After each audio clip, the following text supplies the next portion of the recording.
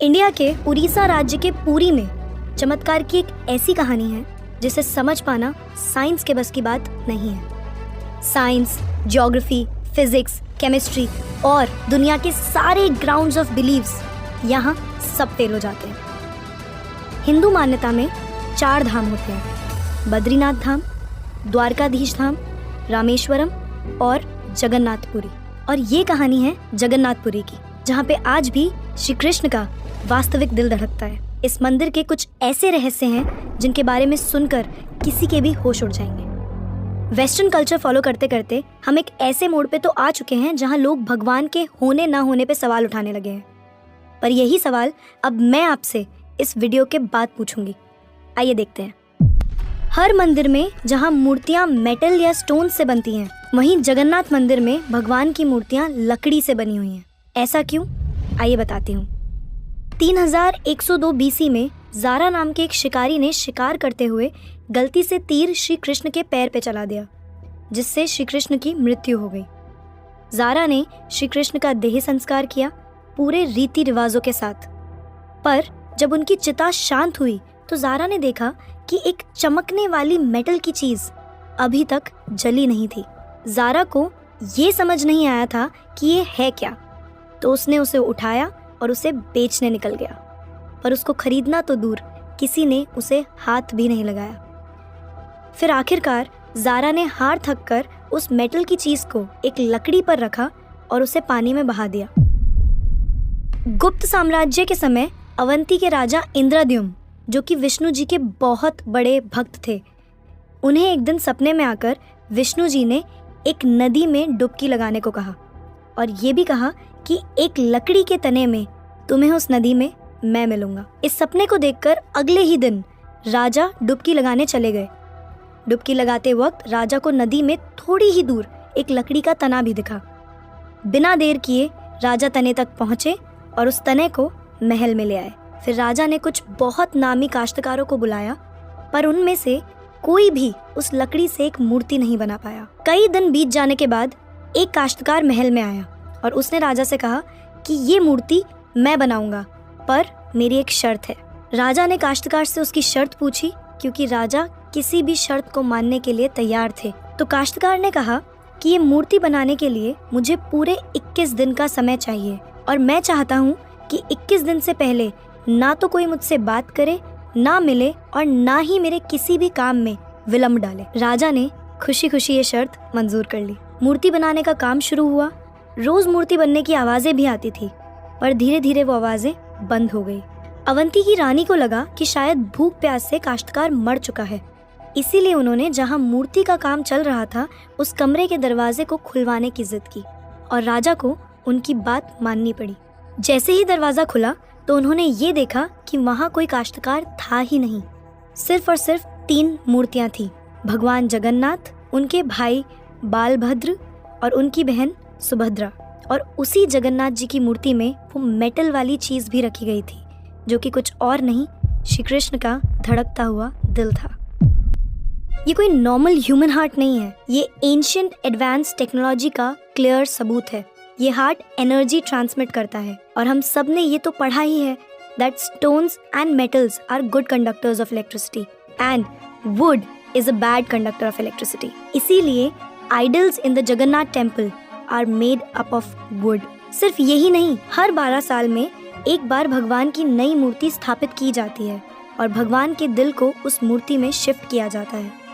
ये किया इसलिए जाता है क्योंकि जो energy transmitting device, if we talk scientifically, उस मूर्ति में होता है, वो इतनी एनर्जी ट्रांसमिट करता है that the wood gets depleted with time और इसीलिए उसे बदलने की जरूरत होती है। पर इसे बदलने का प्रोसेस भी इसी की तरह बहुत इंटरेस्टिंग है। हर 12 साल में एक दिन ऐसा होता है जिस दिन मंदिर में किसी को एंट्री नहीं मिलती। पूरी शहर की बिजली काट दी जाती है। मंदिर के मेन पंडित की आंखों पे पट्टी और हाथों में बड़े और मोटे ग्लव्स पहनाए जाते हैं और 100% अंधेरे में इस दिल को निकालकर नई मूर्ति में फिर से स्थापित किया जाता है। जिन पंडितों ने इतिहास में ये सेरेमनी करी है, उनका कहना है कि उन्होंने देखा तो कभी नहीं, पर इस चीज़ को, जिसे हम ब्रह्म पदार्थ भी बोलते हैं, इसे हाथों में पकड़ने पे ऐसा लगता है जैसे जिंदा खरगोश पकड़ लिया हो। माना ये भी जाता है कि अगर किसी ने ब्रह्म पदार्थ को देख लिया तो उसकी मौत उसी समय निश्चित है। इसीलिए बिना आंखों पे पट्टी लगाए किसी को भी ये सेरेमनी करने की परमिशन नहीं है। इस मंदिर के ऊपर एक झंडा है जो साइंटिफिक लॉ के बिल्कुल विपरीत चलता है। जैसे कि हमें पता है कि जिस डायरेक्शन में हवा चलती है पतंग भी उसी डायरेक्शन में उड़ती है और झंडा भी उसी डायरेक्शन में उड़ना चाहिए। पर जगन्नाथ मंदिर के इस झंडे की बात बिल्कुल अलग है। ये हमेशा हवा के ऑपोजिट डायरेक्शन में उड़ता है। क्यों और कैसे आज तक कोई समझ नहीं पाया। इस झंडे के साथ एक और खास बात है कि इसे रोज बदलना पड़ता है। इसीलिए मंदिर के पांडु 214 फीट ऊपर लगे इस झंडे को रोज चढ़कर बदलते हैं, क्योंकि कहा जाता है कि अगर किसी दिन ये झंडा नहीं बदला गया तो मंदिर 18 सालों के लिए बंद हो जाएगा। मंदिर में आए भक्तों के बीच रोज प्रसाद बांटा जाता है। उनके लिए वो प्रसाद बनाया जाता है और जगन्नाथ मंदिर में होने वाली हर चीज में कहीं ना कहीं भगवान की कोई ना कोई लीला छुपी है। मंदिर में रोज 500 लोगों के लिए प्रसाद बनता है और कभी कभी भक्तों की संख्या हजारों में भी चली जाती है। पर जगन्नाथ मंदिर में भक्तों के लिए प्रसाद कभी कम नहीं पड़ा।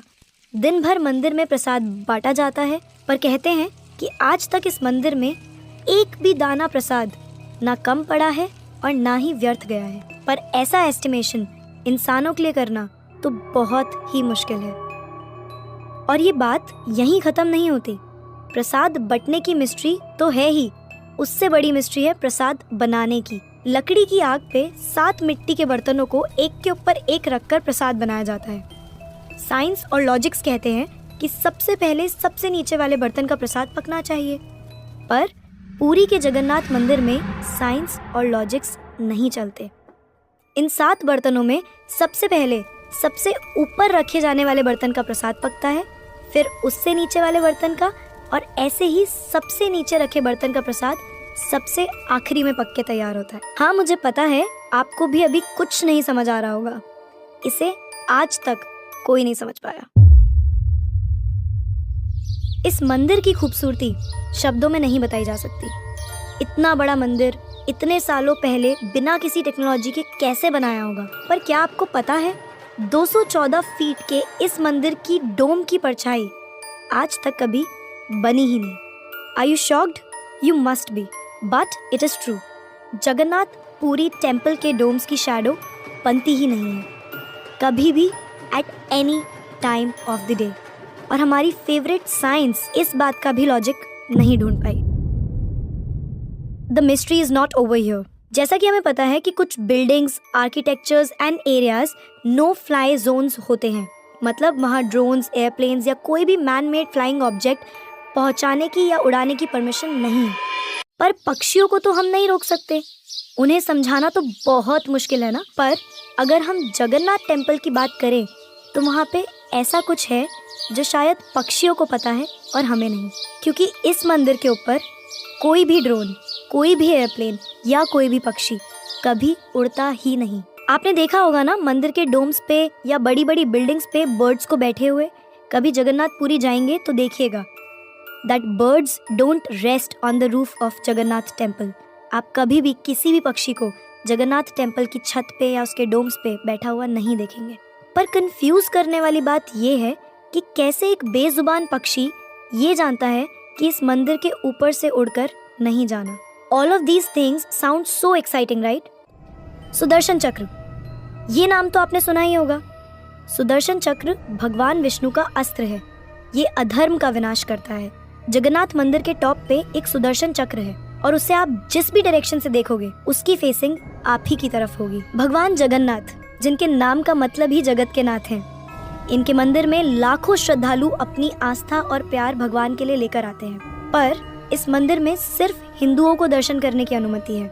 किसी भी और धर्म के इंसान को दर्शन बाहर से ही करवाए जाते हैं और दर्शन करवाकर भेज दिया जाता है। जैसे कि हमारी ex prime minister Indira Gandhi ji, वो भी जगन्नाथपुरी गई थी दर्शन करने, पर क्योंकि वो फारसी हैं और हिंदू नहीं और उन्हें उनका सरनेम फिरोज गांधी से मिला है, इसीलिए इंदिरा गांधी को भी दर्शन करने की अनुमति नहीं दी गई।